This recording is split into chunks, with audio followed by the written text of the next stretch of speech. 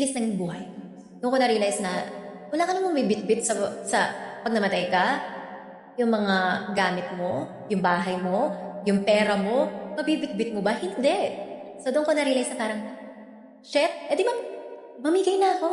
Share your blessings kasi you can't really bring it. Iipon ka ng kayamanan sa langit. Dito rin sa lupa iniipon yun eh. Baka akala mo, iintayin mo sa langit, pag nakarating ka na ron, saka mag-iipon ng kayamanan sa langit. Hindi.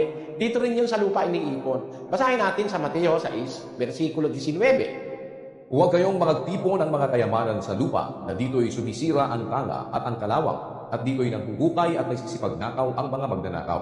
Kundi magagtipon kayo ng mga kayamanan sa langit, na dooy hindi sumisira kahit ang tanga, kahit ang kalawang, at dooy hindi nanghuhukay at hindi nagsisipagnakaw ang mga magnanakaw. So for the meantime, na ayaw tayong pag-ipunin ni Kristo ng kayamanan sa lupa, dito pa rin sa lupa, sabi niya, mag-ipon kayo ng kayamanan sa langit.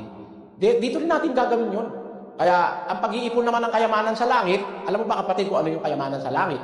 Kayamanan sa langit, yung mabubuting gawa na ating dapat na gawin sa buhay. Habang buhay tayo, ang iipunin natin, hindi pera, kundi yung gawang mabuti. Mabuting gawa sa asawa, sa anak, sa kapitbahay, sa kapwa-tao. Lahat ng ating makakasalunga sa buhay, kailangan gagawa natin ng mabuti. Yun ang pag-iipon ng kayamanan sa langit. Sapagkat yung kayamanan sa langit, yun ang kabutihan na iniipon mo sa puso mo.